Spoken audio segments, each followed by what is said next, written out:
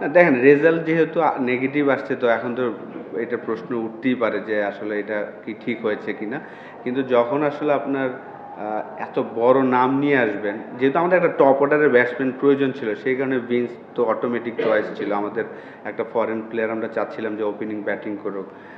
Team ডেভিডও আমরা জানি যে সে মিডল অর্ডার লেট অর্ডারে পারদর্শী, এবং এন্ড্রু রাসেল একটা বিগ নেম। আমরা সবাই জানি যে বিপিএল এর যতগুলা নকআউট গেম খেলেছেন সেই এক্সপিরিয়েন্স থেকে হয়তো আমরা তার কথা চিন্তা করেছি, এবং আকিব জাভেদ অটোমেটিক চয়েস। এইবারের বিপিএলে আমি বলবো যে একটা আবিষ্কারই বলতে পারেন, যে পাকিস্তানের হয়ে হয়তো বা রিসেন্টলি সে সুযোগও পাবেন আশা করছি।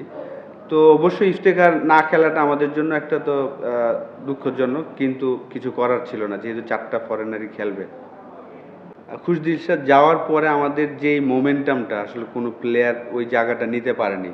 আমাদের লোকাল প্লেয়াররা যেভাবে আশা করেছিলাম শুরুতে যেভাবে খেলেছিলেন, শেষের 5টা ম্যাচে আমাদের কোনো লোকাল প্লেয়ার ওইভাবে ভালো খেলতে পারেনি।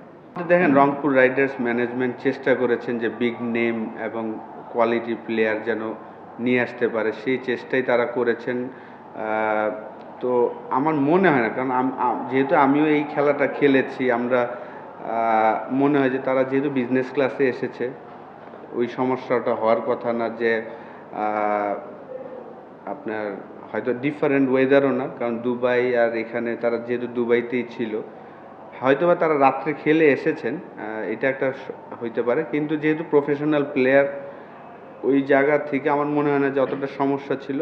আমরা শুরুটা ভালো করতে পারি না। আমরা শুরুতেই প্রথম ওভারই সেকেন্ড বলে রান আউট হয়ে যাওয়ার পরে যেভাবে আমরা স্টার্টটা প্রয়োজন ছিল ওই স্টার্টটা আমরা পাইনি।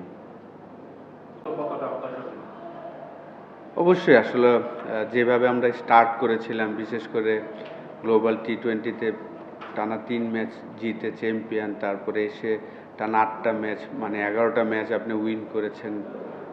তারপর 23 তারিখ আসলে আমরা রাজশাহীর সাথে যেভাবে হেরেছি, তারপর থেকে আসলে টানা 5টা ম্যাচ হারলাম।